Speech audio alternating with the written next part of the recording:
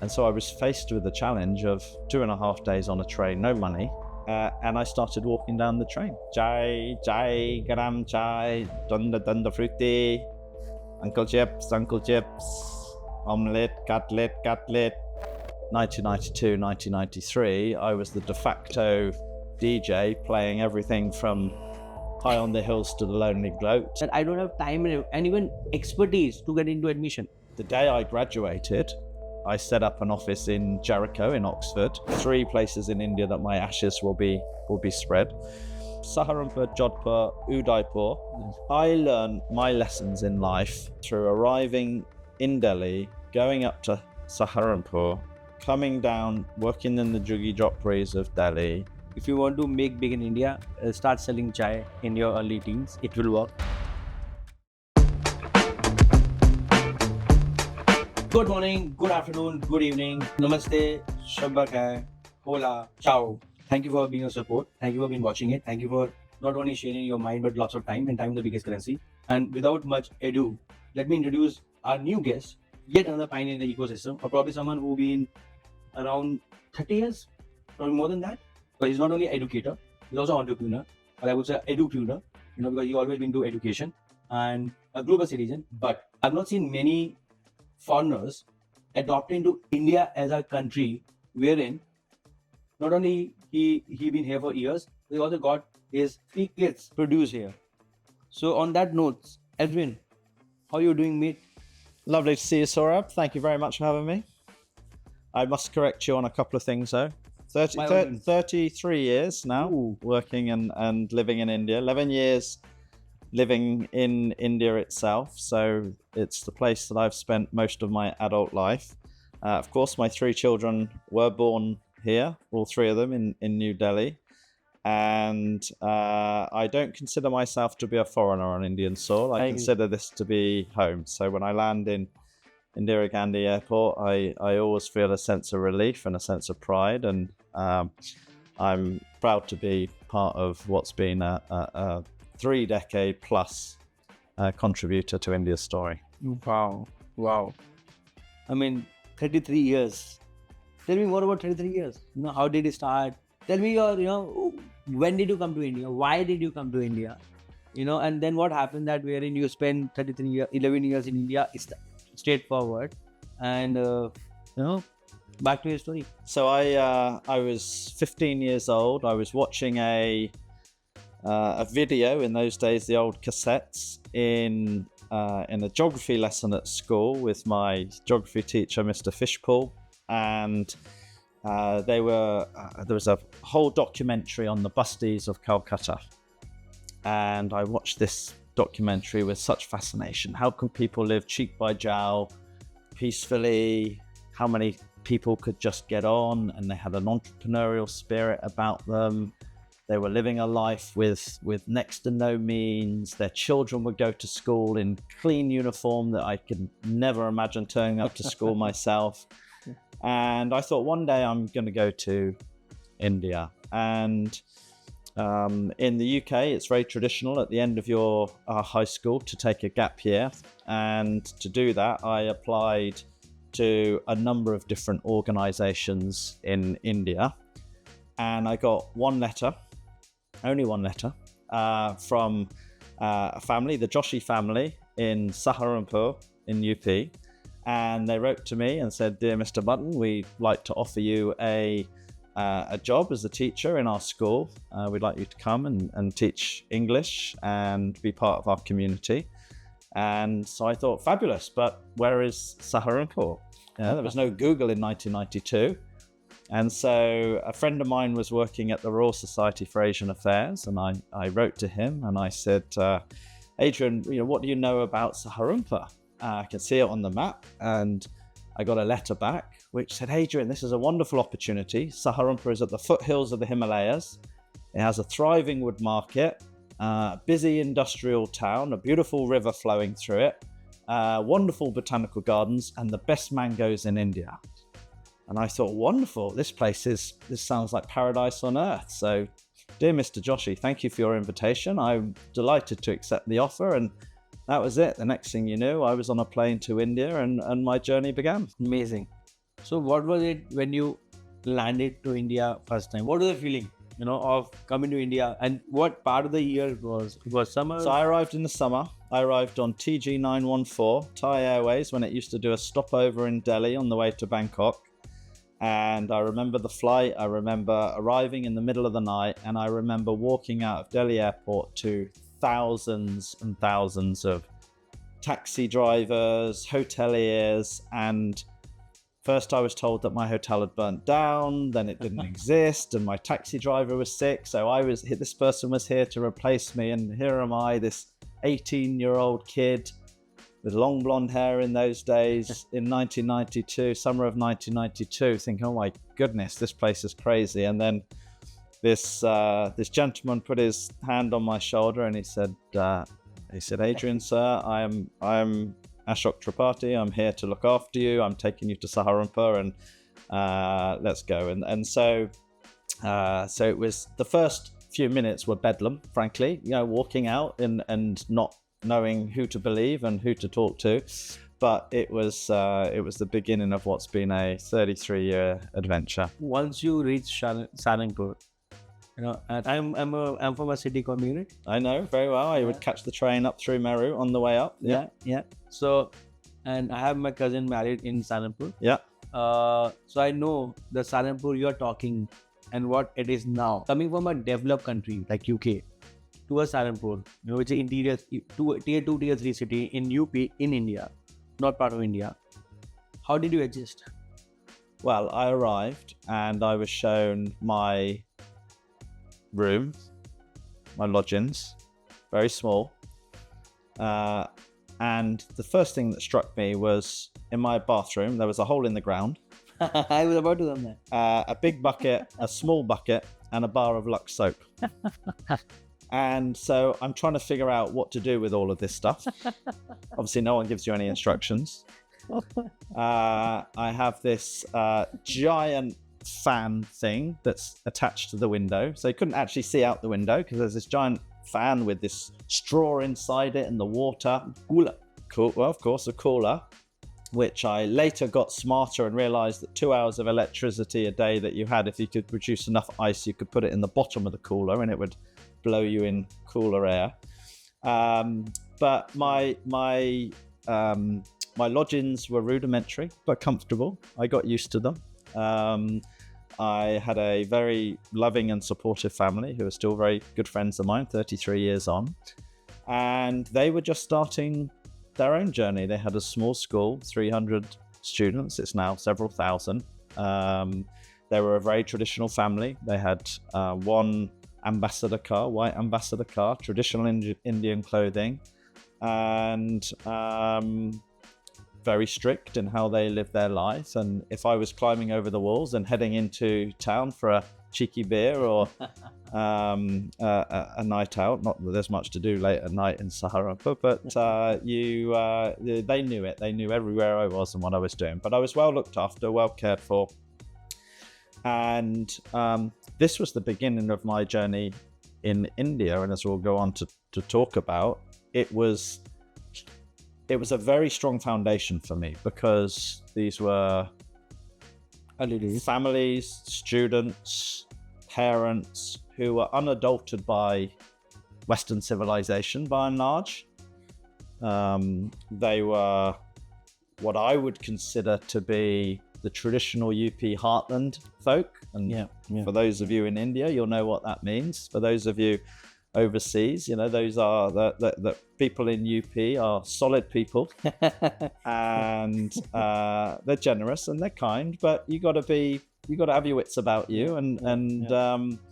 So I learned to get my way around the markets. I got friendly with the rickshaw wallahs. I had a lot of fun while I was there, but first few months were a baptism of fire.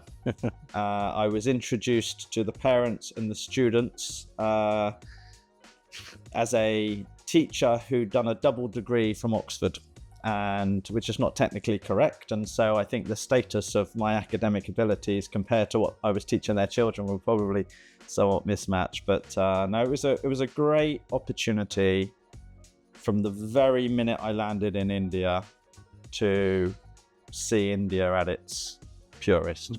You mentioned you have done double degree from Oxford, right? You would have chosen any country. Why India? Was Second thing, so from 92 till when you were into school, and when did you get into higher education, and like how did that happen?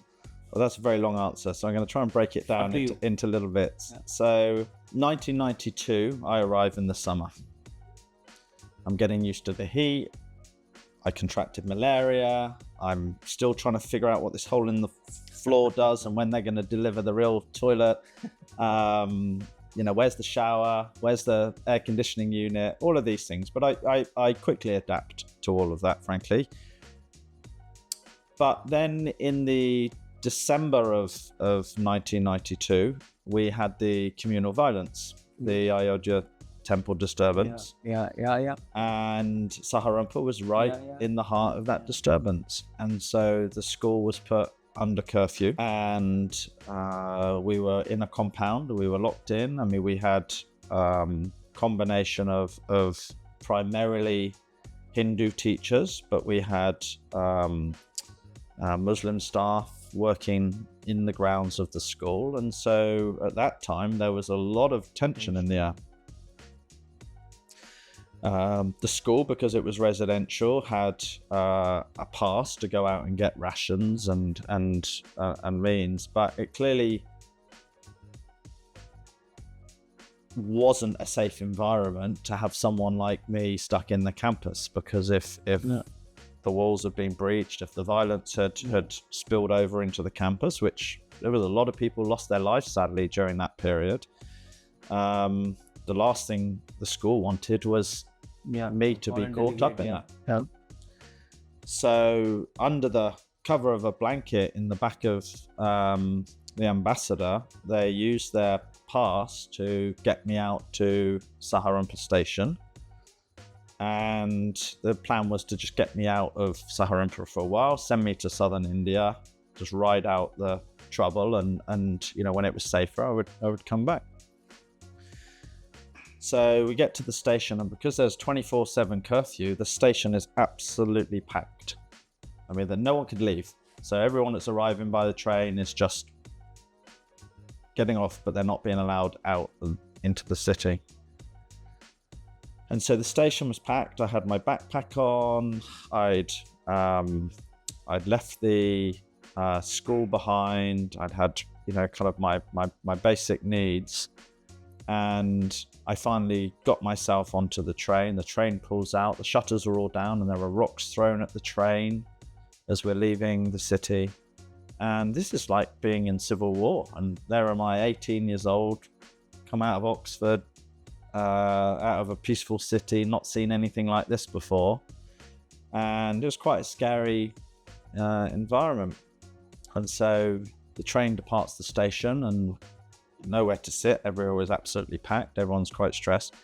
And I think, right, I'm just going to calm myself down, have a BD. In those days, I smoked the Punch Soek BDs, little pink packets. And I remember lighting one of those up and grabbing a cup of tea and getting money out, my money belt to pay for it. And then I realized that my money belt had gone. Fallen off, stolen, whatever, through the melee of getting onto the train. And that train was bound for Goa, 2.5 day journey. No mobile phone, no credit cards, no one wanting to listen to a white-faced Gora like me running down the train saying, oh, woe is me, in a period of communal violence. And so I was faced with the challenge of 2.5 days on a train, no money, packet of BDs, and that was it.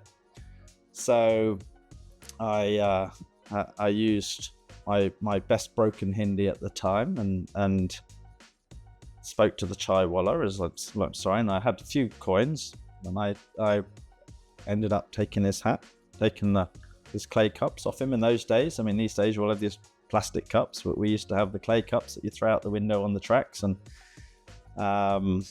most of them I'd throw out a meru halfway down. That's about where I finished my tea. And and I started walking down the train. Jai, Jai, Garam Jai. People looking at me and thinking, I'm an albino. What is this person? You know?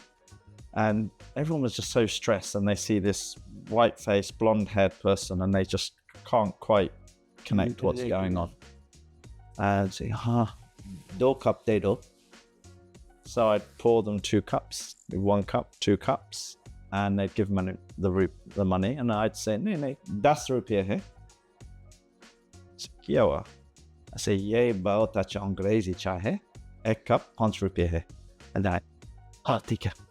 And so I'd keep. So then you realize that, a foreign skin, a Gora can sell anything in Indian premium. Correct. So I spent the next 2.5 days, dunda fruity, uncle chips, omelette, cutlet, up and down the train for 2.5 days. And so by the time I arrived in Goa, I had enough money to provide for board and lodging. On the card? You had enough money to own a car? Not enough money to own a car. But then I was in a bar in Culver Beach, and it's called Tequila Bar, right on the beach, owned by a local Portuguese Goanese gentleman called Sam Fernandez. And the one gift that my parents had given me before I left, which was very, very cool in those days, was a CD Walkman. And I had, because there just weren't that many CDs at that time, I think I had Guns N' Roses album, Sound of Music, Mozart's Requiem, and Glenn Campbell's Greatest Hits. And this bar owner had a cassette player which had clearly been reduced to nothing by the salt that comes off the sea. And I plugged my Discman in and put Knocking on Heaven's Door from Guns N' Roses. He said, it's late. Do you want to be my DJ? I'll pay your board and lodging. I'm like, shabash, perfect. So I took his offer. And so during the Christmas and winter period of 1992, 1993, I was the de facto DJ, playing everything from High on the Hills to The Lonely Gloat to Knocking on Heaven's Door and Mozart's Requiem to the folk at Culver Beach. So those were my first few months in India. They were kind to me in many ways, unkind in many others. But at no point did I feel unsafe. No point did I feel unwelcome. Because you adopted when? And I had no choice. I had no choice. You can't be a foreigner in a city like Saharanpur and get away with it. Even I was about to ask that. Firstly, one thing my learning, if you want to make big in India, start selling chai in your early teens. It will work. It always works. You might become prime minister. But while that is happening, same point that you have taken it as an opportunity and sold the same chai in premium because of your street smartness, and it can be your disadvantage. You build in your advantage, in your favor, right? Do you think it used to happen that way, where if you are a Gora, pardon my language, you're taken for a ride? People say all kind of things. They feel that they will not understand, and probably they are.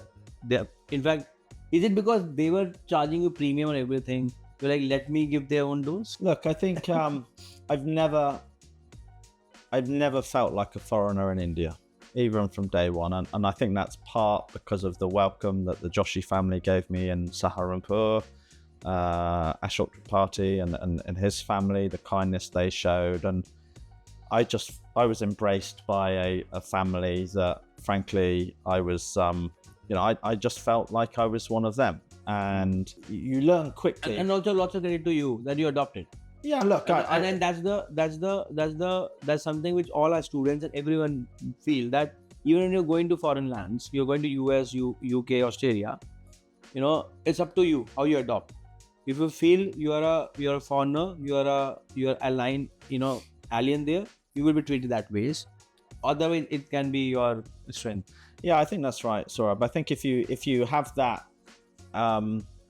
tension in your approach, if you're not yourself, if you're not relaxed, it shows. And you have to be genuine. You have to listen, learn, assimilate as quickly as you can. I was a guest in that family's house. I was a guest in that city, and I was a guest to India. When you're issued a visa to any country, this is very relevant to all of our students listening. You are a guest. You're invited to that country. They don't have to allow you to come. You don't have to be invited to that country. It's a privilege. Yeah. And I felt privileged to come to India and to be given that opportunity to be what I saw in 1992, immediately post-liberalization in 1991. I thought, this is a brilliant opportunity. I'm walking through the door of this country at the beginning of its new adventure. Then what happened? So then 92, then 93 summer, I start going on a few treks and expeditions, because Ashok, who I was talking about, he was in the trekking business, and he took me on a few expeditions. And I thought, well, this beautiful Himalayan regions. We trekked all over Kashmir and Ladakh and Leh and around Saurabh Arora. I mean, I had just the most, across Himachal, I just had the most wonderful adventures. And then I really found my calling in the mountains, and I now live 33 years later in the Swiss Alps. And I think, you know, that bug came from marching around the Himalayas. But essentially, I then went back to university, did my studies, and in UK? In the UK, and every summer I would come to India and I would lead trekking expeditions across the Himalayas. And the day I graduated, I set up an office in Jericho in Oxford, and I had my first official business, which was called Asian Adventurer.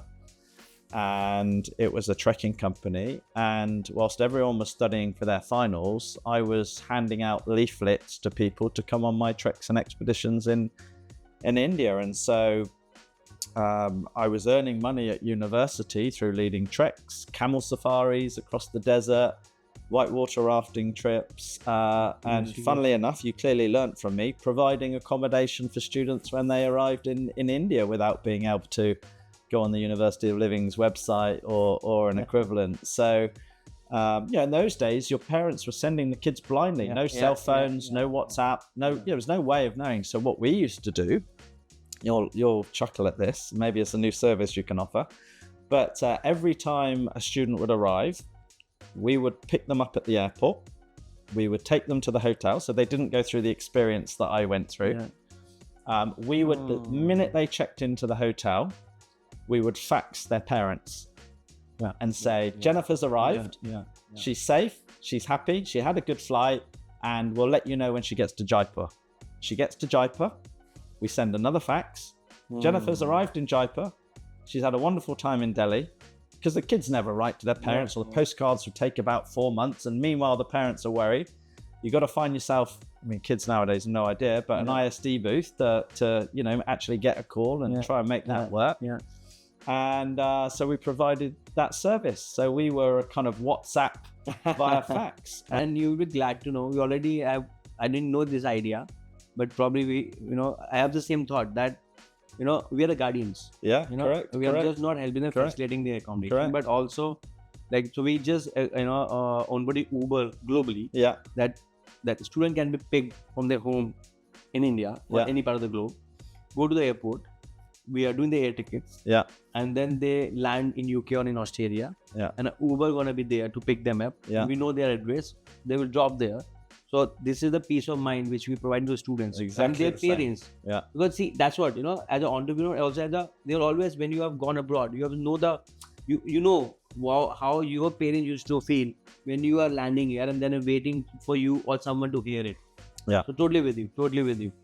So I started running these expeditions. I went on my first one in 93, and then all through the summers to 1998, I was running treks. Winter, we were running. Even after you graduated? So I was running this through university. As soon as I graduated, I set this office up, and I was running it as a full-time company. I got an apartment in Munika village in Delhi. So anyone that's a Delhiite will know exactly where that is. JNU, Still my favorite part. And I used to go to JNU for a little bit of peace and sanity, and go through Vasant Vihar to Basant Not Community Centre for a bit of modernity. But that's where my first apartment was, and I was up on the top floor. I couldn't fast track a phone in my apartment because you know how difficult it was to get a phone in those days, and I wasn't prepared to give the backsheesh that was necessary in those days to fast track it. So I right under my apartment where there's an ISD SCD booth, and so whenever there would be a call coming in for me on that number, he'd ring a bell. I'd run down the stairs. I'd be like, "Hello, Asian adventurer." So, wow. you know, combination of fax machines and this kind of phone line through the ISD booth. You know, so that was my first grounding in Delhi. You know, having spent the time in Saharanpur, and then we just built the business from there. And then we had everything from muleteers working for us. So we had people running trekking guides, we had porters, we had cooks, we had muleteers, we had relationships with vendors all over the country like you, hotels who we trusted and who we knew the accommodation was clean, was safe, was bed bug free. That was, you know, it was just laying the groundwork for your success, or by the sounds of things. Thank you for that. Thank you for being a flag bearer. Unfortunately, I couldn't meet you that one time. Otherwise, I would have not been staying in a hotel for 1.5 months in Nottingham. Yes. In your country, and that's how I started. But that was like 2010-11.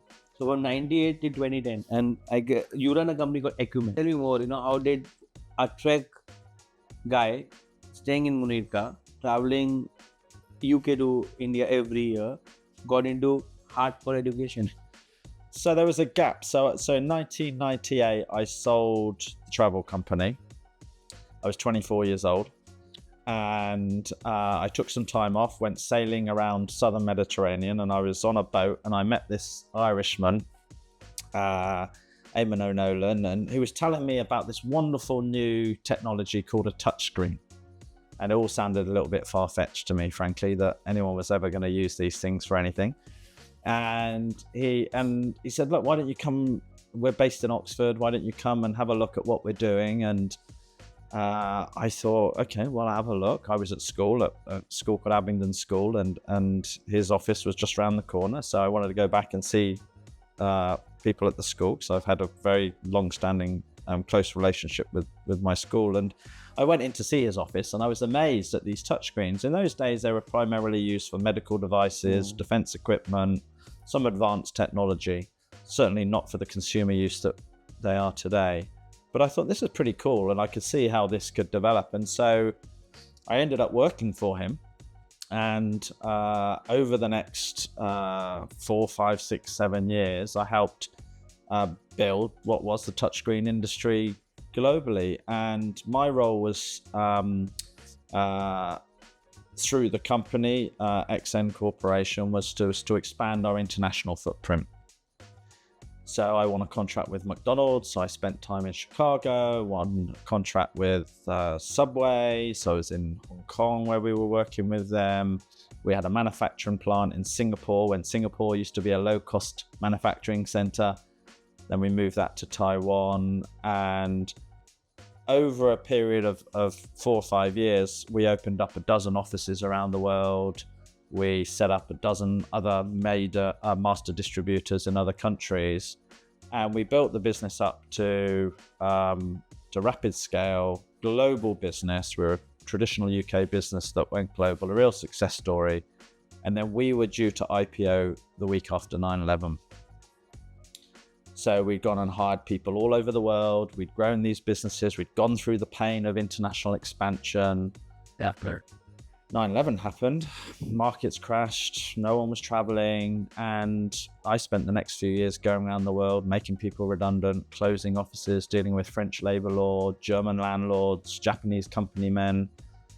I mean, what an experience. And I'm still in my late 20s, and I was very grateful to the founder and owner of the company, Ed Diane, that he believed in me. And we had an opportunity in South Africa, and he said, "Look, what do you think? It looks like a good opportunity. If you can make something of that business, then we'll cut you into the equity." And that's what happened. And we rebuilt the business. I built a great subsidiary in South Africa with them. And then we finally got the business away and we IPO'd it a number of years later. But that journey taught me a couple of things. It taught me about not taking growth for granted, number one. Number two, that when markets turn, you've got to respond and respond quickly. And number three, internationalizing a business is bloody difficult. And so those lessons then ostensibly formed to the next phase of my life. So I during that time when I was working for XN, I went back to Saharanpur after many years of absence. And so remember how I'd left in a train, but I'd been driven there in a ambassador with a gentleman who was wearing traditional Indian clothing, strict vegetarian, anti-global commerce. And Mr. Joshi picks me up and he's got these sunglasses on, he's got wearing jeans, picks me up in this Toyota Innova, which then was still pretty cool car with, leather seats and flashing lights and so on. And he says, "Chillo, Adrian, let's go for some beer." And I was like, my goodness, what's happened?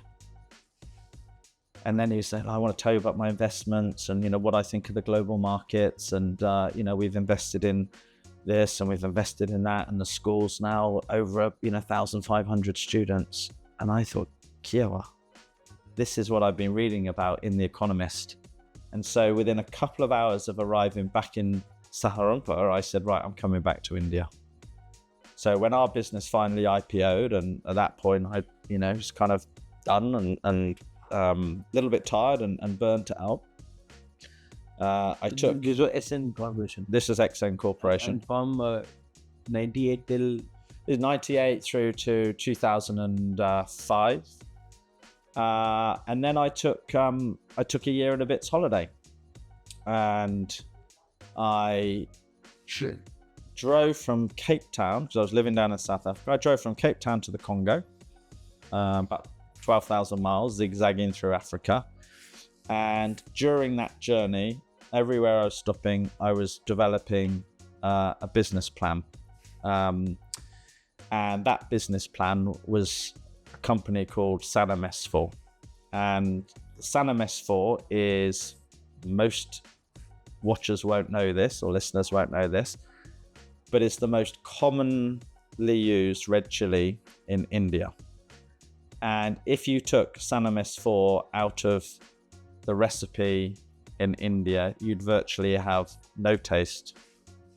No meal would be the same. And everything from garam masala to the various powders to all of your ground spices are made of Sannam S4. It's from the Guntur province of Andhra Pradesh. But it's called this only, Sannam S4. That's the variety name, very specific name. So if you Google it, well, now fortunately we've risen up the SEO rankings, but before that you used to be sold Alibaba 20 tons of Sannam S4 from Andhra Pradesh. And one of the only people that's ever recognized the name is Chandrababu Naidu ji, who I've met several times. And he said, "Oh, why have you given the company a name Sannam S4?" But it was that we were the key ingredient to success for foreign companies that wanted to come into India. And so my idea that I was developing across Africa was that I would come to India because I wanted to be part of what I could see was a long-term story.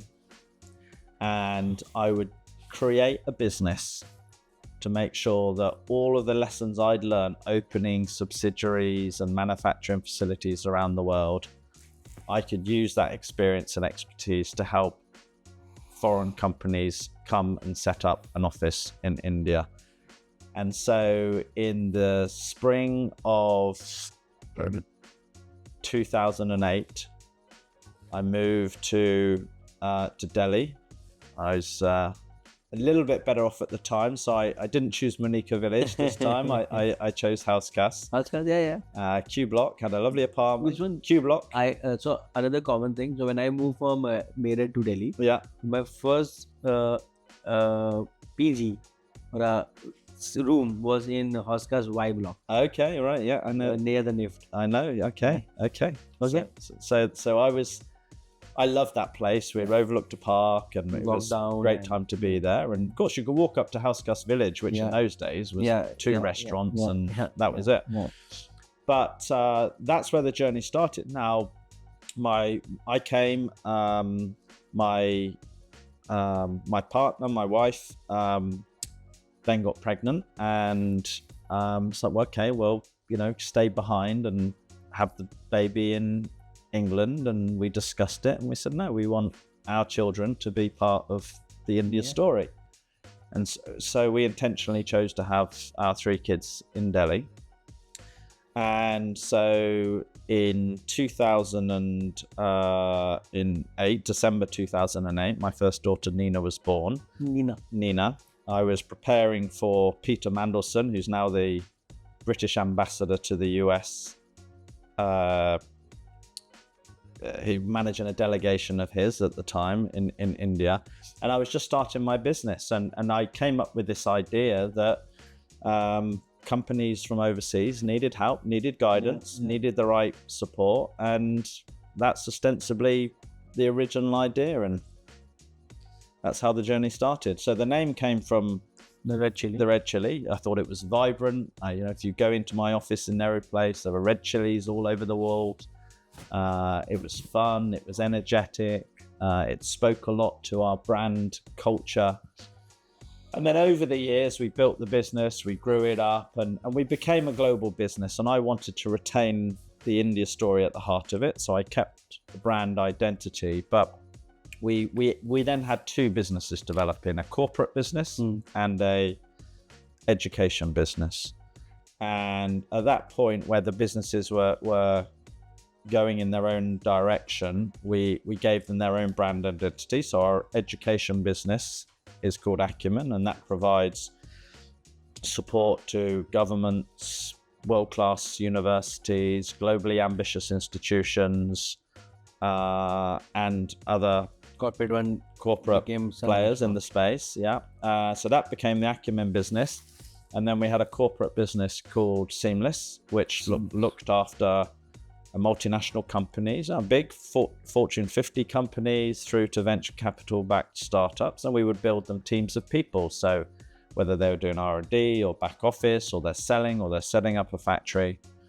And then we built those 2 businesses up. And then last year, so April 2024, we sold the corporate business to a company called TMF, who we had a long-standing relationship with. And that was a very proud moment for me and my team, because we demonstrated that a foreigner could come to India, establish a business, be part of the fabric of commerce here, and actually not just build a business, but exit successfully. So that was a proud moment. You were partners in Seamless or Sanam S4?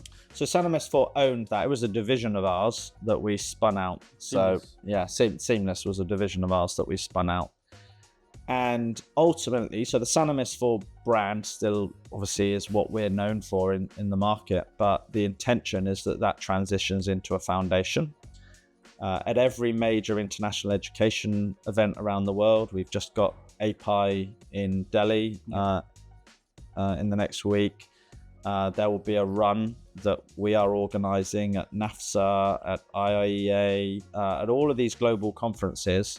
We now lead a run at sunrise. We get as many delegates out of bed as possible, jet lagged, hungover, tired. And for everyone that turns up, we give money to a partner of ours called Veni Institute, which is based in Jodhpur, which is my favorite city. One of the 3 places in India that my ashes will be spread. Saharanpur, Jodhpur, and Delhi. Saharanpur, Jodhpur.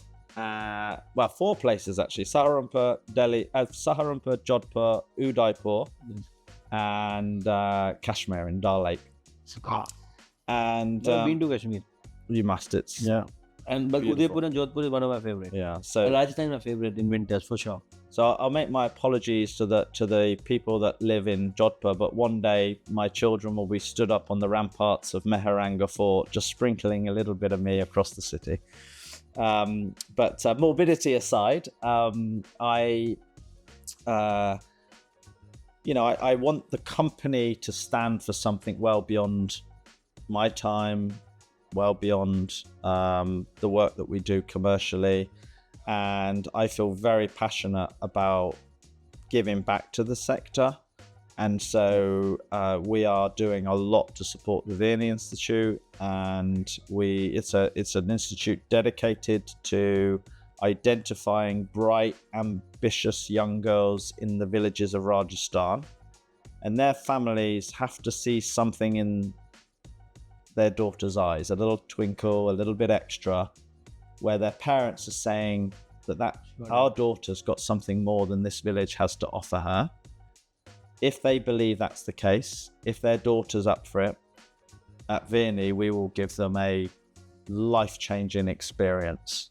We'll train them, we'll give them extracurricular skills, we'll give them the life skills which have already proven for them to go into the police service, the army, and to become accountants. And what I'm starting to do now, and I'll be knocking on your door very soon, Saurabh, is I've started to work with a number of our university partners to provide scholarships for these girls to go and travel overseas, go and study overseas, and to stay in the fabulous accommodation that the likes of University Living will be able to provide to them, with the Uber taxi service and the air tickets, and just really make a difference to those who deserve it. And so if you're a bright young girl from a small village in Rajasthan somewhere, and you could end up at the University of Sydney and staying in one of your accommodations, and we'll pick you up from the airport. I mean, what a journey and a life-changing experience that will be. And I would love to add here, I have few such stories which give me goosebumps and make me sleep nicely, because people go abroad and study, but what about their journey? And you don't need to spend lots of money on that journey. Even if you guide them, nurture them, educate them, and then just handhold them. I know there are like 3 of Indian students who used to work with us as an intern, then as a full-time after their graduation. Then they become our ambassadors. They've been working with us at a part-time in UK, and last 2 weeks, there are 2 of them who got full-time sponsor jobs at University level. And it's not something special we did it for them. In fact, it's them who trusted us, and it's win-win. One of them got 100% scholarship with University of Liverpool. Okay. And these are the success stories I want to highlight on this content, because people feel that studying abroad is expensive. People feel that studying abroad is only for privileged. People feel that even for that matter, education, it's not for everyone.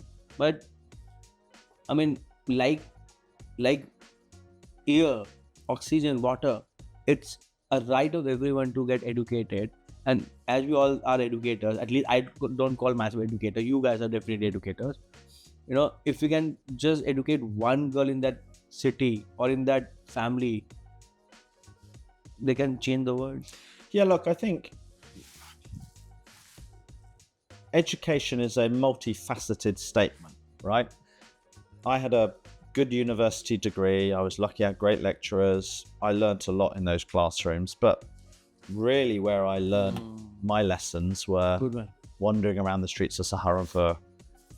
Very, very true. Very good point. And I did all my research in the Jhuggi Jhopris of Delhi. So I worked with the Slum and Jhuggi Jhopri department under a gentleman, a Sardarji called Manjeet Singh, who was the Director General of Slum and Jhuggi Jhopri department of DDA. And I was given 3 projects. One was in Arkepuram Sector 5, which is a place called Ekta Vihar. Yeah. And my co-founder used to stay there. There we go. Arkepuram. Okay, all right. So you know the area, and so just down the road from my apartment in Munika. Yeah. And so I was looking at the work that was being done there by Asha, which was the community support partner, and they were doing fabulous work. And so my job was to look at that model and see how replicable it was, and whether it was better to upgrade inner city Jhuggi dwellings. So we had a project along the banks of the Yamuna River, or to relocate them. So we were given 2 empty pieces of land. One was in Dwarka, one was in Rohini, completely empty. And I've got pictures of me as an 18-year-old, 19-year-old with long hair, and I'm standing in these open fields that are now part of Delhi's metropolis.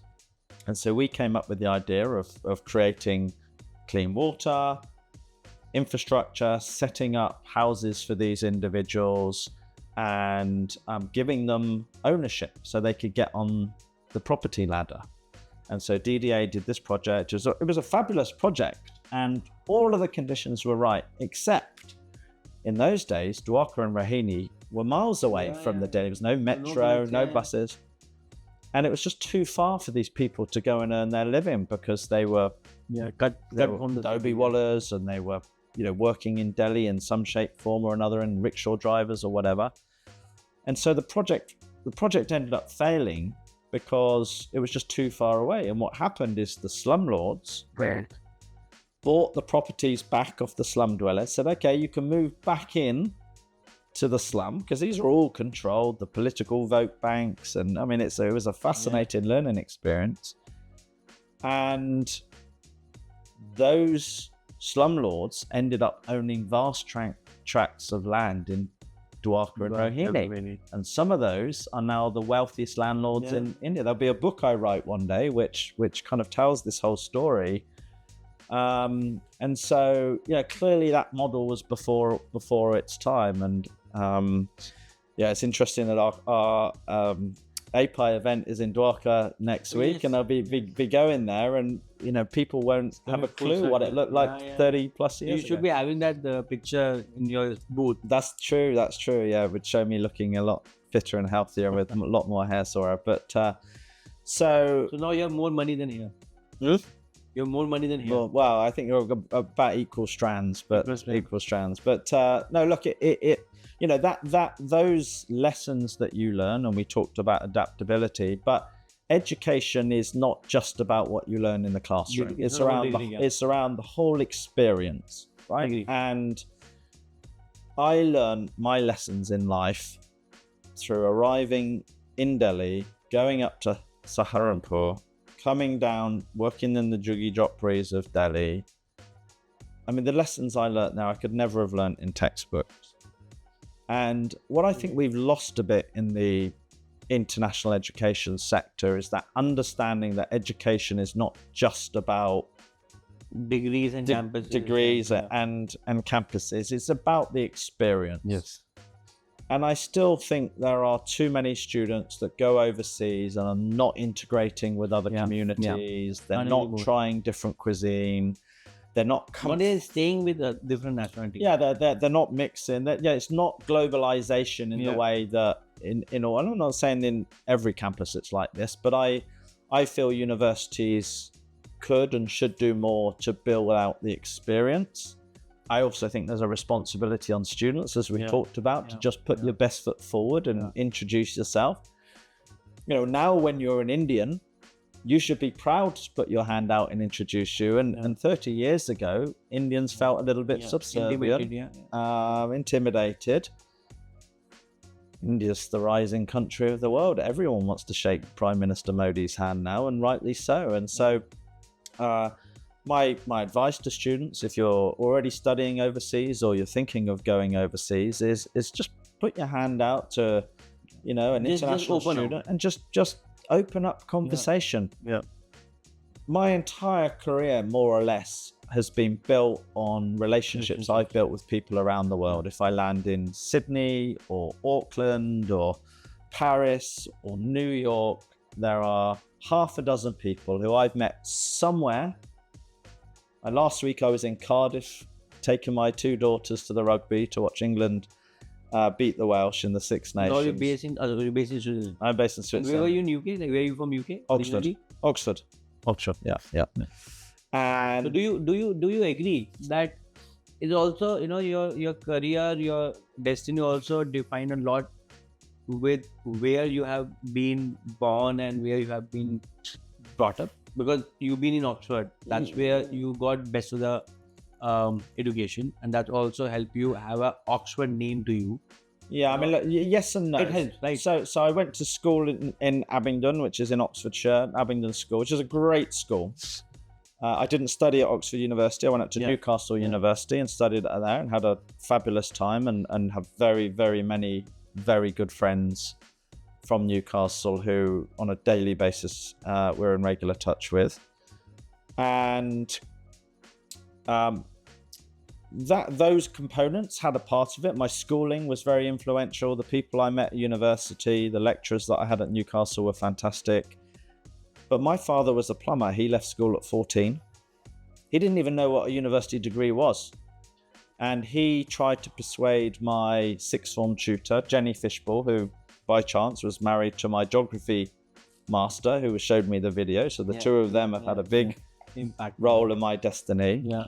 And she had to convince my father not to send me to hospitality school because he wanted me to learn a trade. And she said, look, your son, I've spent enough time with him. Don't worry. You know, he's got that jugaad, he's got that energy. He'll find his way. Just let him follow his passion. And my father was really nervous. And in the end, I pulled out of all of these vocational courses that I applied to. And he and most of my family, we were all entrepreneurs. My sisters both run their own businesses. My father and mother ran their own businesses until my father got fed up of my mother telling him how to run his business. And then for Christmas one year, he bought her a business. And so she had her own business, which went on to be a great success and pay for our school fees. But then you had a family, mother, father, son, and two sisters, all have their own businesses. So we're 5 entrepreneurs. Wow. So we don't know. So what are the traits, because you are coming from a family of entrepreneurs, and even I am privileged to be from a business background, wherein like we were not very rich, but we're not poor at all at the same time. So we got good schoolings. We got have seen mom, dads slogging it. That street smartness, that resourcefulness is coming from there. Yeah. So what are the traits you have? What are the things you have picked from your parents, your sisters, and what are those 3 or 5 things? I've been told by my team that if you ask 3 things, 5 things, it's get more. You got a better outreach. So let me do that trick. What are those 3 things any entrepreneur should be having to be a successful one? You have to have a work ethic. You have to get out of bed every day. I mean, for me, I run a business. I'm proud to have 300 colleagues, but I still find it strange. Yeah. I mean, I accept it, but I still find it strange when people go on sick leave or on a Monday morning, on holiday. Yeah, on Monday morning, or holiday, or a Friday afternoon. They're not feeling good. It's just the concept and number of vacation days being really important, and job titles particularly. All of these were kind of complete alien concepts. I mean, no member of my family's ever worked for a big corporate, right? We figured out along the way. Now, you develop a little bit of jugaad along the way to be able to fight, but there is no guarantee you're going to get paid at the end of the month unless you earn it. Yeah, absolutely. Unless you earn it, right? And my 300 colleagues at the end of the month, if I said to them at the end of the month, you're not going to get paid this month because we haven't earned enough money, I mean, they will rebel and walk out the door. But LinkedIn, not even now they will just walk out and revolt. They will like, this guy is sucking my blood, he's not paying me, and all the good work you have done for yourself and for everyone from last 30 years is at stake. Yeah, well, look, I mean, I've been very fortunate. I've worked with people in India in particular. We've been through the pandemic. Yeah. The sector, as we'll talk about, has gone through a challenging time. And in fairness to my team, when they've needed to rein it in, when they've needed to sacrifice, they've done so. And I'm forever grateful for that, because it's kept us, going. Because we're a private company. We've never taken on external investment in the way that many other companies have done. We're an organic growth company, and everyone I'd like to feel who works with me feels that sense of ownership, feels that sense of pride. And if you are an entrepreneur, to answer your questions, you have to have that work ethic. You have to be passionate about what you're doing. Yeah. And you have to realize that if you're not reinventing yourself over and over and over again, someone else is going to steal your lunch. We are 100% a people business. Of course, like everyone else, we're adopting technology and we're building efficiencies, and we have AI powering parts of our system. We don't pretend to be what we're not, though. Ultimately, there's processes, there's technology, all of that good stuff. But we are a people's business, right? And we've been on a journey.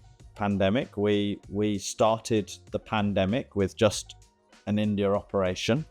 We emerged from the pandemic having acquired a company in Vietnam, set up an office in Singapore, set up an office in Malaysia, and set up a delivery capability in the United States.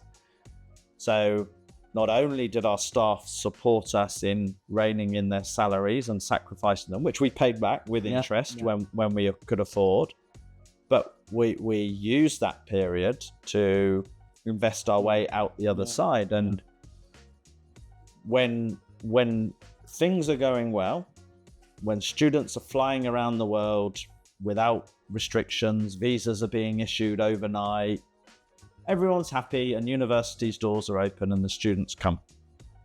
It's only when you face the pandemic, when you face these political changes that we're facing now, and that tension between immigration and international student mobility, it's only then when universities really need proper help.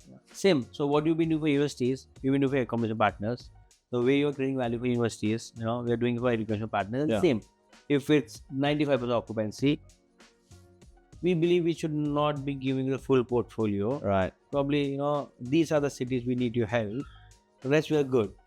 And then when these things happen, but then that part and parcel, and we also been fortunate to have all our community partners who've been understanding of our model, and they've been supportive, whether it's pandemic or non-pandemic. And this is only because, and I'm sure you will relate, when you continue to create value, there will be good times, there will be bad times, but if you maintain your work ethics and you are creating value for the chain and ecosystem, you will continue to become stronger. Yeah, look, I mean, I'm so grateful to and proud of my team for the passion that they show for the success of our partners around the world. We do lose sleep at night if they're not performing well. We fight for them, we work hard for them, we go that extra mile. It's not always appreciated, it's not always valued, but we'll continue to do that. It's just in our DNA. And when you're putting a good team together, you need a team of people who will demonstrate the same type of entrepreneurial capabilities and skills that you'll get as an entrepreneur. It's very difficult to be an entrepreneur. There are many challenges along the way that prevent people having the confidence, the means, the financial ability to do it. But I'm a great believer in giving people free rein within our business. If you've got a great idea, if you've got a new market, go for it. What do you need? Give it a shot. Have a good run at it. Run it through the strategy process that's well adopted internally, and if you can make a success of it, fantastic. So can I put you on a spot here? Because again, someone who's been working or have good friends with most of your peer groups, so I guess there were a time in your business, what you are saying probably not been lived by your leaders, or at least that has been conveyed outside, that there's lots of control, people not giving free hand. It's like very lots of micromanagement, right? And I'm just sharing what I've been hearing. And then they're also, and I also spoken with lots of your university reps, are good friends. They've been supporting us, inviting for pre-departure or whatnot. And then I hear a story which is like absolutely, the what you are saying, that they're like, they love Acumen, they love you guys, and I'm saying it in front of you, that there were lots of uni reps who were like, it's because of Acumen, it's because of Adrian, it's because of Lakshmi and Delias of the world who have created careers. And then there are also people who were like, probably they moved out because of that aspect and probably started something, or took a university directly. And before that, would love you to make people understand what Acumen does, what is the business model, how you make money, what kind of value you're creating to your universities or your partners. Yeah, look, I mean, I'll answer that question and then answer the first part that you referred to, Saurabh. So, ostensibly, our role is to be the local exclusive support partner to universities, corporate partners within the international higher education space, and help them deliver the best outcomes in countries like India. And what does best outcomes mean? It means establishing routes to market through student recruitment agencies, recruiting direct students, building academic and research partnerships with local universities. More recently, helping universities think through their transnational education branch campus in the case of India under its NEP. And we were the pioneers. We invented the in-country representation model in India. I was the first person to, in fact, my alma mater, Newcastle University, I helped them be local, be in touch with the students. And then we took on University of Edinburgh and then King's College, London, Exeter, and many other fabulous universities that I've been proud to represent over the years. And we built a very successful business. We were market leaders. We were known to be the gold standard in the sector. And then through a period, I think a combination of factors. One is a touch of complacency. When you're market leader for so long, you don't think you need to innovate. You don't look over your shoulder as much as you should do. And I looking back, one of the mistakes that I made is just to allow the business to continue doing the same thing over and over again without innovating at the time. Many things we've learned and continue to learn, as I'm sure you do, running a business. And I wouldn't say we took our eye off the ball, but we just didn't use that advantage in a way that we could have done. Trade more headsway. Yeah, and look, we ran a large number of young professional individuals who are running around India, representing universities and companies and so on. I grew up in Saharanpur as a teenager, right? Can you imagine a teenager or an early 20-year-old young girl from Saharanpur running around India, staying at the Taj, going to the bar in the evening, being picked up on a... I mean, you just... For me, I felt I had a responsibility. 67% of our workforce, of our 300 plus staff, are female. And I felt that our staff needed more management and guidance and needed to know where they were. Maybe they were all my extended family. And I felt a sense of responsibility, and I felt, look, we've got to be on top of them. We've got to kind of manage them. And, in hindsight, I should have had more confidence, more faith that they were going to be okay. But, we've seen some pretty horrific scenes out there. I agree with you, because I'm sorry I'm interrupting you, but it's important because my team is traveling. Even if Shraddha is in the industry for 10 years, but even when she's boarding, and I know she's smarter than me and more stronger than me, but that sense, because firstly, they are our colleagues. Secondly, they are on company work. Anything happened, not only legally, but also morally, it can be a nightmare. When you are representing universities, then it's even like that it might bring any legal issue to them. So I agree with you, but continue your story. Look, I mean, we've been in this business now for a long time, 17 years. We've had to deal with tragedy. We've had to deal with car accidents. We've had to deal with, some pretty unsavory incidents that just happen in life. But in those cases, our life insurance policies have kicked in. Our healthcare policies have kicked in. The company has rallied around. And we have thousands and thousands of hotel room nights a year that our staff are utilizing. And we will not compromise on their safety. Yeah. We will not compromise on the quality of care that they get. And what's happened through a period of time is people see the service that we offer and they've tried to commoditize it. And when you do that, it's fine while it's fine. Yeah. When it should happen, then it's... But the ice is very, very thin. And ultimately, we still want to run our business the way that we want to run it. And we're very fortunate that our university partners respect that. Data security is really important to our clients. So I think we're the only one in our space that has ISO 27001 2022. I think our life and health insurance policies are the best in the business. Our office infrastructure is the best in the business. Dedicated travel desks.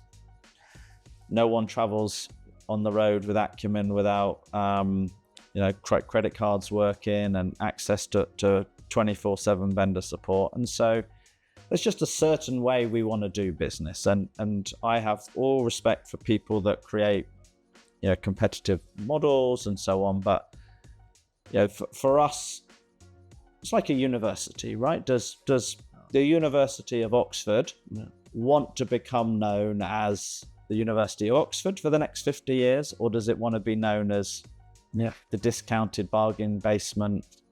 Just come through the doors, pick up a piece of paper at the end of the day, and good luck. I mean, no, it doesn't. So, and we represent the best universities in the sector. That is a fact. Yeah. You can't put our university partners against any other competitor or any other. You're the largest portfolio?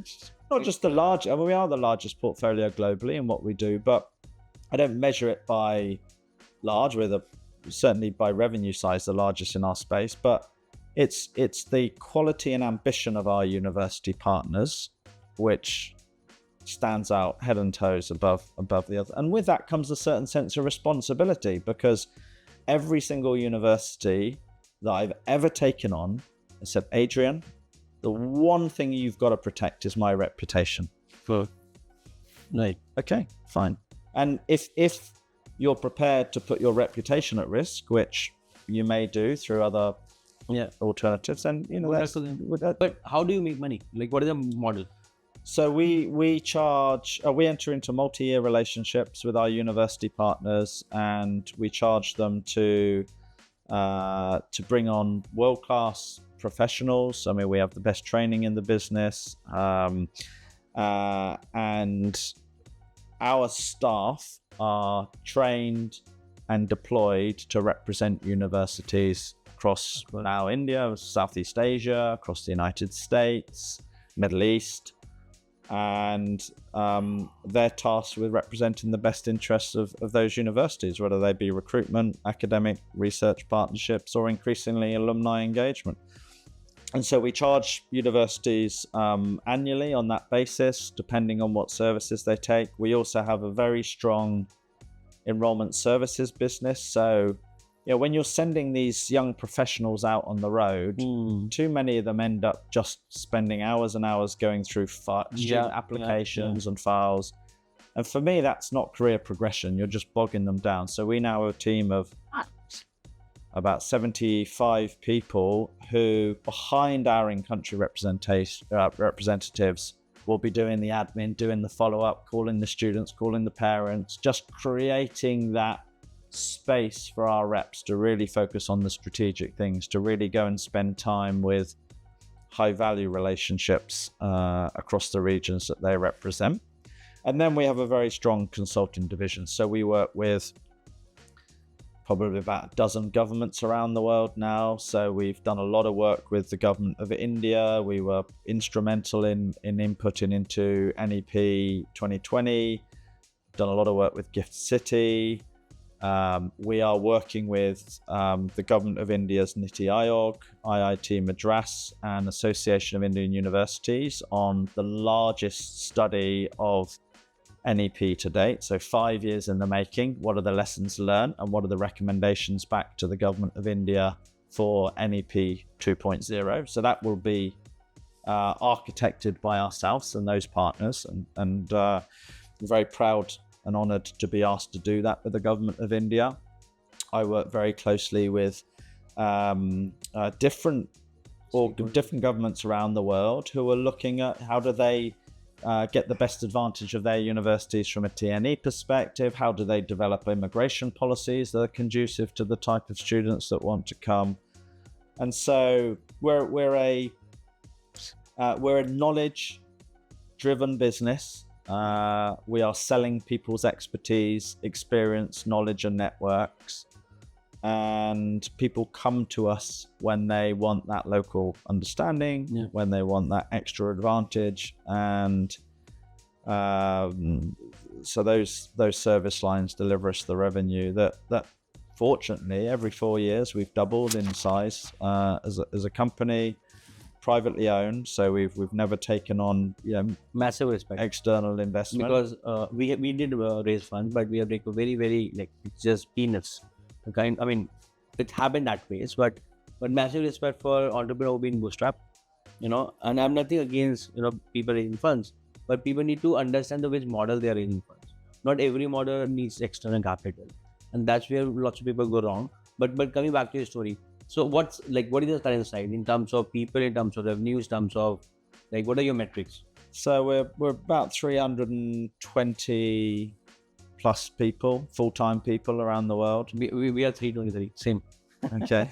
And then we work with a number of consultants on ad hoc projects in different parts of the world where they bring expertise. But by and large, 97% of our work is done in-house through fabulous professionals, and they come from all sorts of backgrounds. Some of them come from university, some of them come from other educational corporates, some of them come from government, some of them come from non-profits. We've got a really diverse and eclectic mix of colleagues who each add something a little bit different.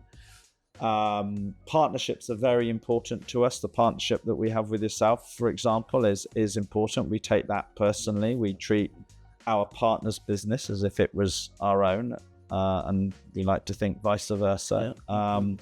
And that's something I've learned over the years, is that you can rise together.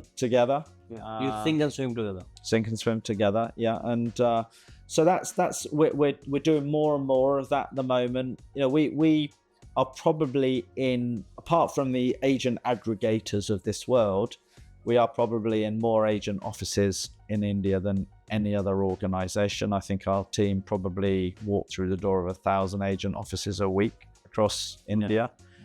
And of course, the business is now Bangladesh, Nepal, Sri Lanka, Bhutan, Maldives, and of course, all these other countries that I referred to. But we have a pulse of what's going on in those agents' networks. We know the good agents, not so good agents, and we've got great partnerships with them. And increasingly, those agents, the good agents, recognize our model and what we do as a enhancement opportunity. And for many, many years, they thought we were competition. If I wanted to be an agent, I could have done that many years ago. I could have made probably a lot more money. But I didn't want to be an agent. Less friends. I just more money but less friends. Yeah, maybe. But then we were competing with each other. I mean, power to them. But I mean, I believe same. I mean, I can relate so much, and glad that I'm getting lots of ideation. That so at current stage, we are launching SEBI, AI voice bot, Unitive Connects. The kind of content we are creating, the kind of reports we are launching. Austrates and British councils, Unitary have been inviting us. So lots of agents.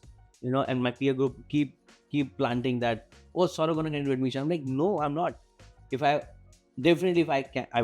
can, and probably do a better job than many, but don't want to. But there are 18 touch points which you can monetize, and we are chosen housing because we were chosen one because me and my both didn't get housing. And I believe in omens and signs. I'm like, there's a region that from Meerut I moved to Delhi and changed like 10, 12 Barsatis and penthouses and houses, and then we went to Nottingham, didn't get my housing, And then Mayank went and again he booked a HMO private apartment, full paid everything. My CFO, his daughter is in Sydney, struggled with accommodation because they were looking for university halls till the last 11th hour. So we're like, we are chosen one. That why it's happening with us. And then we're like, let's go deep into housing. And that is such a big problem and such a big segment that I don't have time and even expertise to get into admission. Right, but yeah, I mean, there are people who will keep creating all kind of stories for their vested interest, and someone like us, we know that there's a purpose and mission we've been chosen for. And so coming back to what size, like what kind of, how many, if you don't mind, or how many, like what are your metrics in terms of how many universities you are representing? So globally, we represent about 100 universities, about a dozen foreign governments, and then 20 to 30 corporate partners, everything from yourselves and companies in student finance space, companies in insurance, private equity, high schools. We're doing an increasing amount of work in high schools. So it's a reasonably diversified portfolio, but all with a focus on internationalization. And once upon a time, and this lesson as an entrepreneur, you get a little bit older and wiser. I used to count my success on the number of employees. I gave up on that a few years ago.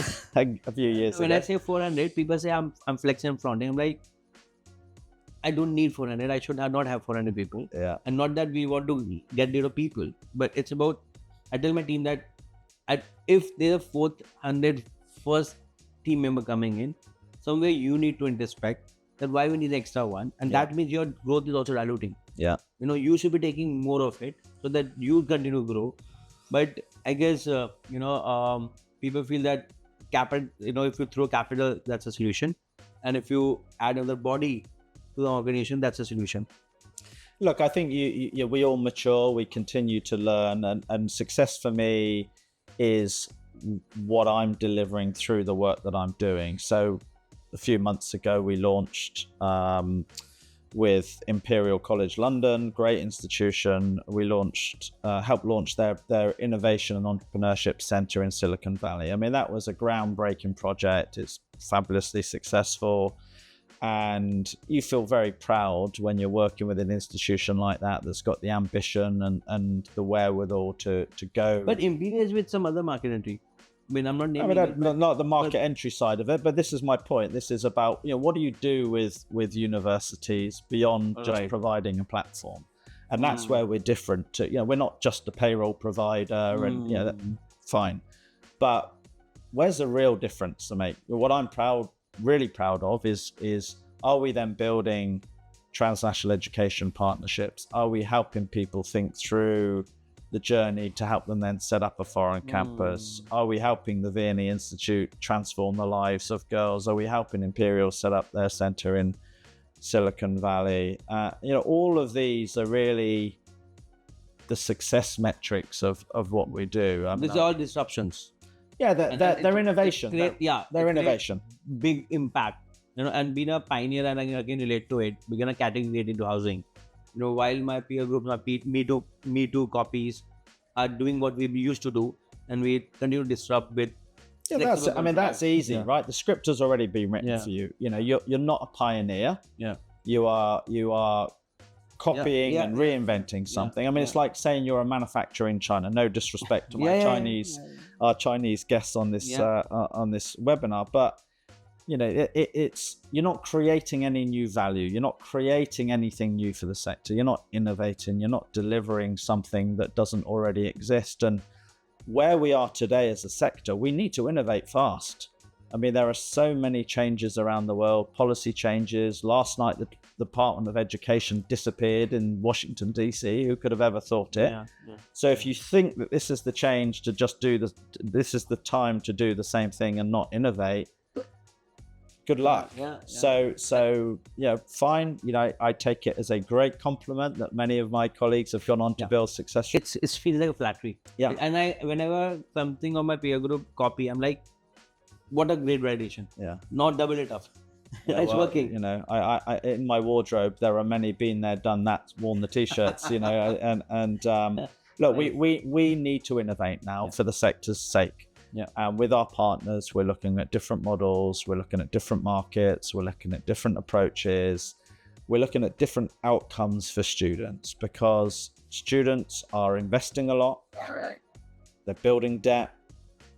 Their aspirations are getting bigger and bigger, because everything that comes through on their digital feed is glorified. So you know, they want to get that. You expect now to have a certain thing which frankly is fabricated.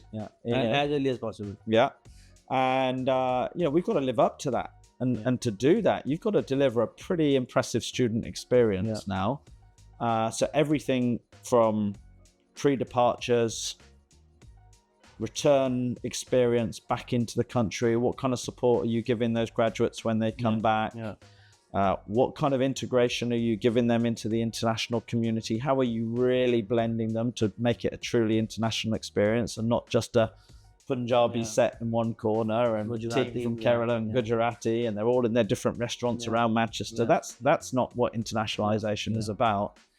And there is a reckoning coming in the sector that if universities, institutions, and all of us who are in the sector do not reinvent ourselves again, we didn't expect the reinvention to have to come so quickly after the pandemic, but it has.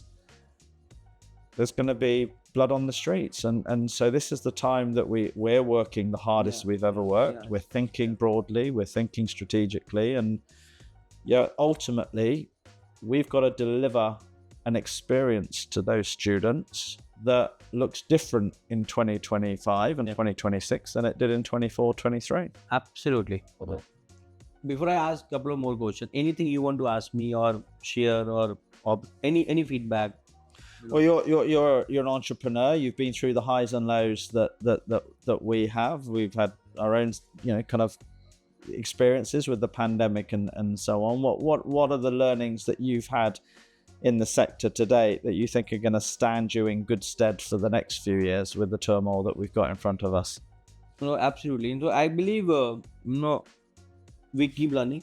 You know, I believe in less preachiness and more actions. You know, and with that thought, I believe, firstly, it's a very multi-layered industry. You know, anyone who feels that they get it, that's the start of fall. You know, it's so layered, man. You know, it's been 14 years. You know, I'm like, okay, every event or every panel I go, I'm like, I know something, and I'm like, okay, this is new. You know, so keep reinventing, keep learning.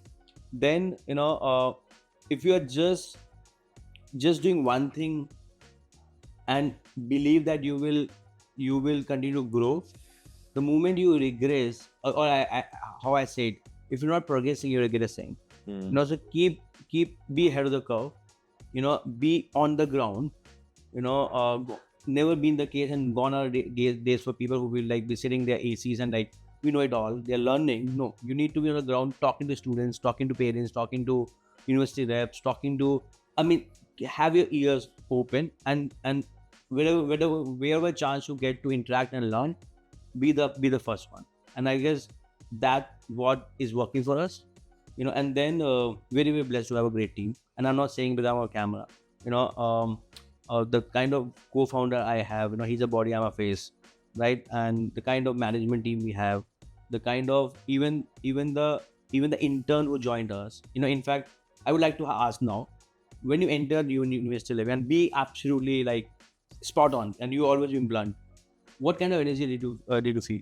As you walk through your office and onto your floor, you can see that. You can see people are focused and clearly committed to the work that they're doing. And I love the fact that the co-founders' office doors are wide open, and there are two doors, one either side of the office. So it's not like you can close one and still have people coming through the other. So in fact, just to add to this, there were a point in time when both doors were open.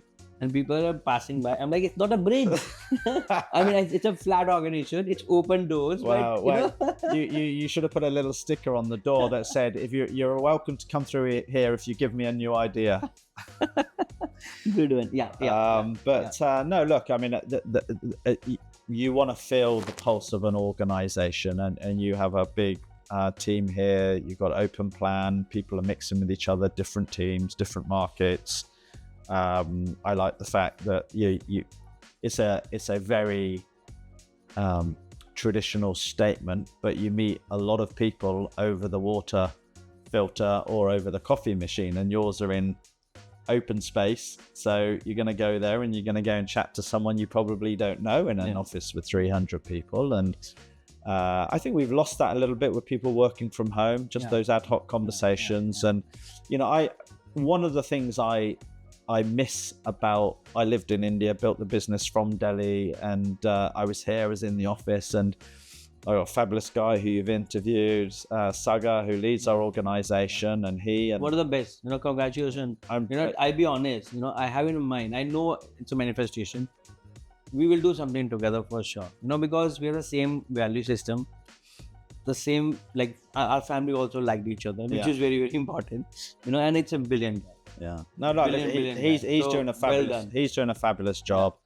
And the team he's built around him, Ritu, Kalpana, Amrita, Bhavna. I mean, they've been with us, a long time. They've worked really hard. They're very passionate, enthusiastic, and to a man and to a woman, majority women. They're fabulous. And we've also done something that many in Indian industry don't like doing, which is hiring women between the ages of 24 and 30.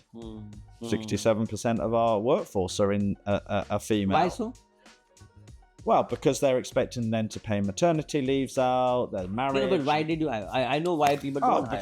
Because they're brilliant workers. They're fantastically loyal, they're dedicated, they're committed.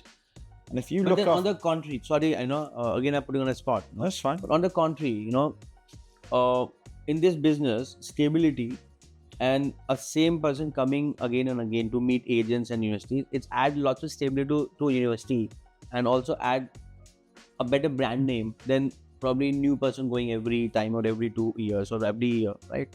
On the contrary, as you were saying, and this is this is a curious question coming from me. Is it because they're active, young, they can travel and probably they can be more active, or something which I'm missing? Look, I mean, one of the things I learned during the pandemic, I was living in Washington, D.C. at the time because I'd moved from India. I'd gone over there to set up our American business up. And at the time we had maybe about 270, 280 employees.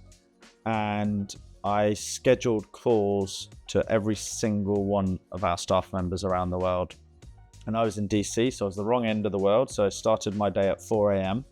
And every 30 minutes I had a call for 2 months with staff in India, and as we were opening this office in Asia at the time. And it was a small window, Saurabh, into what women in India face in their daily life. Mother-in-law, husband, they're a daughter, they're a wife, they're a mother, they're a soulmate, they're a professional. And I could see through because some of these, there was no respect for working from home.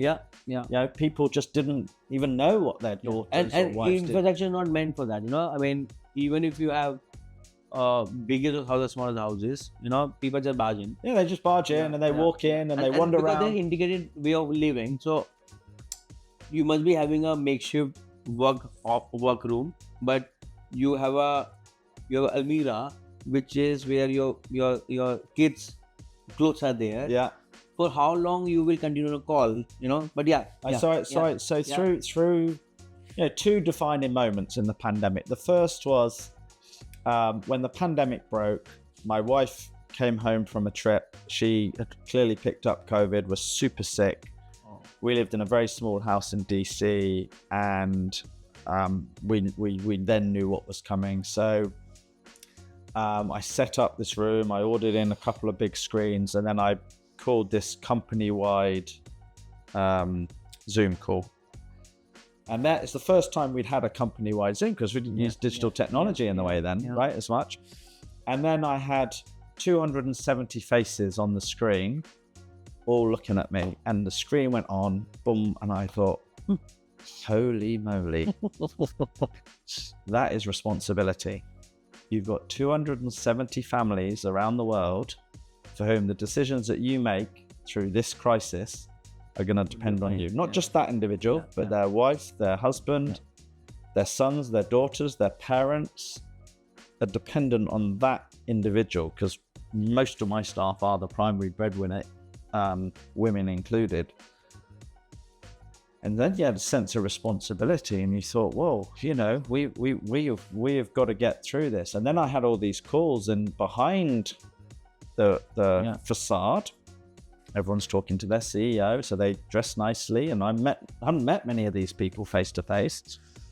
And then you're seeing what's going on in the household, and the mother-in-law's coming in wondering where their breakfast was, or where their bed tea was, or, you know, all of these things. And there wasn't respect for their space. And you could see, you know, for one of my colleagues, she was based out in Kolkata, her mother-in-law came through the door, her husband came through the door, kids came through the door. And, you know, it's like, do you know what?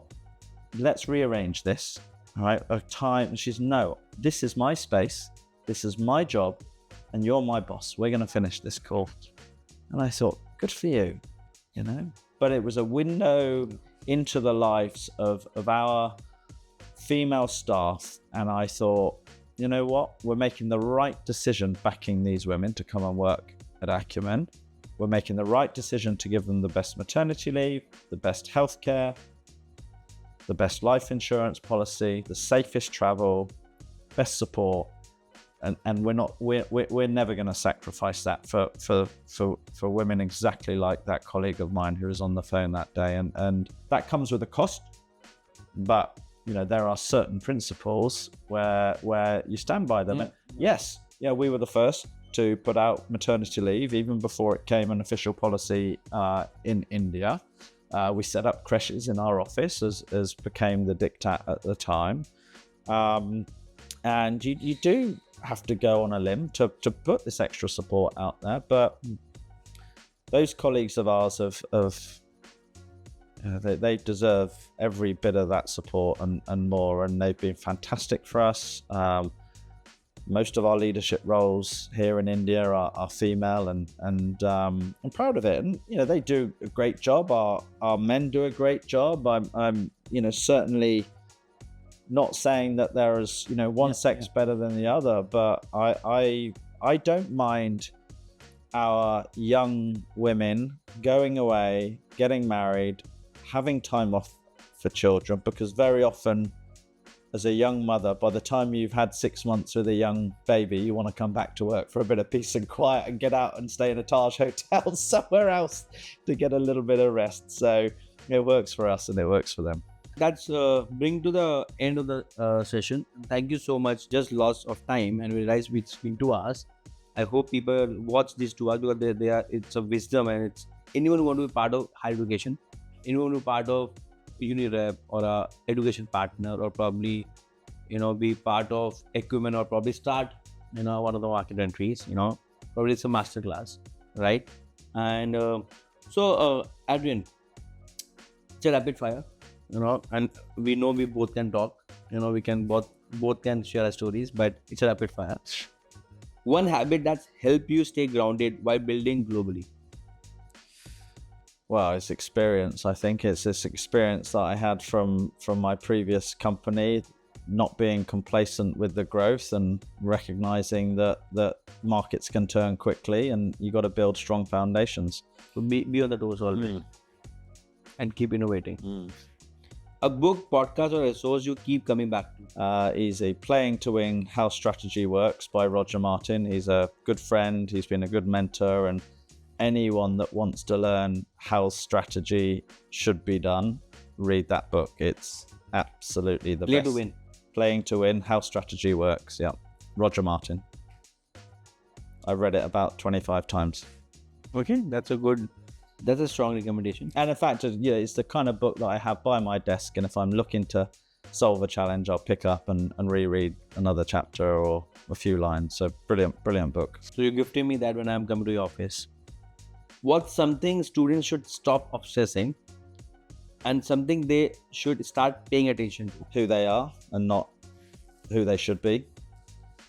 I see it with my kids. I see it with young kids. They're just trying to be someone else. Just be yourself. But how people get to know who are they? I think listen to your body, listen to your mind. You know, when you don't sleep well, you know when you're stressed, you know when you're anxious, and all of those signals are your body telling you this is not comfortable. Yeah, just pause and reflect. You know, are you being true to your energy levels, to your capabilities, to your ethics?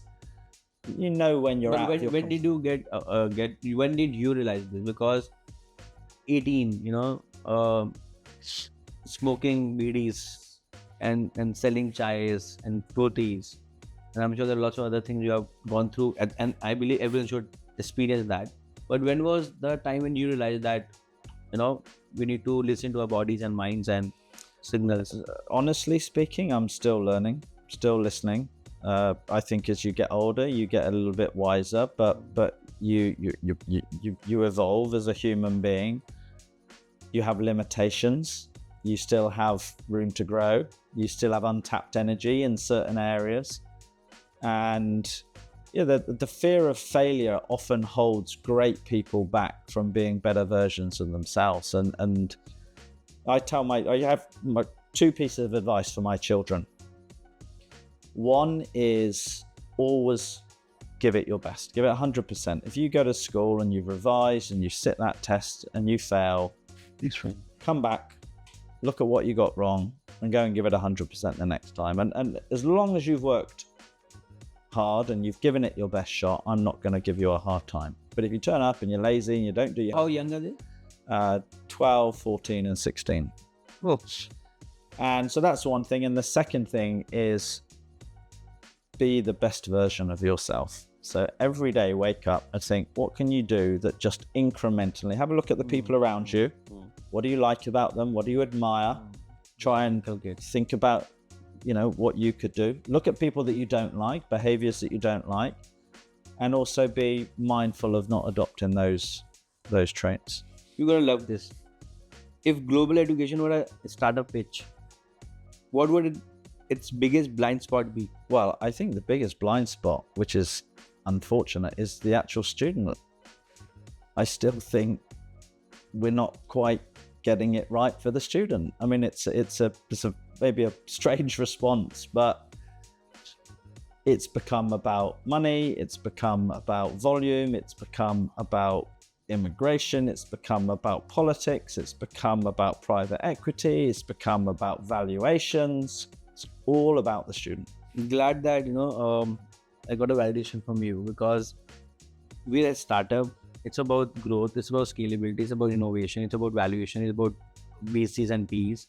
But we will in spite of being admission, the kind of insights and the level we are connected with our students, I guess that's our trade secrets. I mean, I'm telling everyone. Yeah, cool. On that note, thank you so much, Saurabh. It's been pleasure and it's been delight to interact with you. I wish I speak English like you when I was at 18 or at 16, but that could have been a superpower. The way you have learned Hindi, and it's so it's so cute when you talk about rickshaws and chais, and amazing. Well, look, I came to India in 1992 as an 18-year-old. 33 years later, it's very much at the heart of what I do professionally, personally, as my part of my family. And all of us who are interested in the India story, of course, 1.4 billion people here in India, almost a quarter of the world's planet under the age of 25 live on Indian soil. And it's an incredible lifetime opportunity. I think we're going through a period of history where after many centuries of colonial rule, India is independent. It's finally got the confidence, the wherewithal, the stability, the leadership to go on and do some really, really cool things. And like a startup business, you don't suddenly build something overnight. It takes time. You make mistakes, you learn, and you succeed. But like a business, you're going to evolve and grow and develop and make a couple of steps forward and one step back. But India's story is an exciting one. We can't take it for granted. We can't be complacent. All of us who are waving the Indian flag around the world have to fight until our last days to get India to where it rightly deserves on the global stage. But as the Prime Minister will tell you, and many of folks in the Indian government will often remind me, is Adrian, ultimately, the politics of this country change on what the people think. So whilst our priority is students, government of India and Prime Minister Modi's priority is his people. And there's still a lot of growth in the country in front of us. There's a lot of infrastructure to create. There's a lot of hard work to do, but we're all behind it. We're excited, and I've done the first 33 years here, and hopefully I've got another 33 years ahead, Saurabh. But thank you very much for having me today, and it's been an enjoyable conversation, and very much value our partnership professionally too. Thank you for being candid. Thank you for coming all over. I know you landed yesterday and you are here straight away, so thank you for that. I really agree to you. It's just beginning of India era, not even decade. Another 30 years, if not less. Thank you to all our predecessors and our parents and all our seniors who've been working hard, and we've been just plain lucky that we're in an era when we're at peak of our youth, our peak of our careers. And in this era, if you're not aiming big, if you're not dreaming really, really innovatively and out of your skin, can be very, very shallow if you don't capture this opportunity. And this is to everyone. Each of those students who are looking to go abroad, I always say, please study in India, study abroad, study wherever, build life skills. And if you want to go abroad, work for 2 to 5 years, come back, because the growth is here, the opportunity is here, right? And whether you stay there, but the piece of you will always be in India, because the opportunity is so big that you can't avoid. Imagine Adrian realized this 33 years back, and the kind of superpower and the edge you are having, and he can be everywhere, he can be anywhere, but he's still building it from India. So thank you so much if you have watched this far. There are lots of points you must have resonated. There are lots of points probably might not be resonated, but the idea is that we bring up candid sessions, we bring up unscripted, real discussions, so that you can learn, we can learn, and we make this ecosystem, this country, and this world a better place.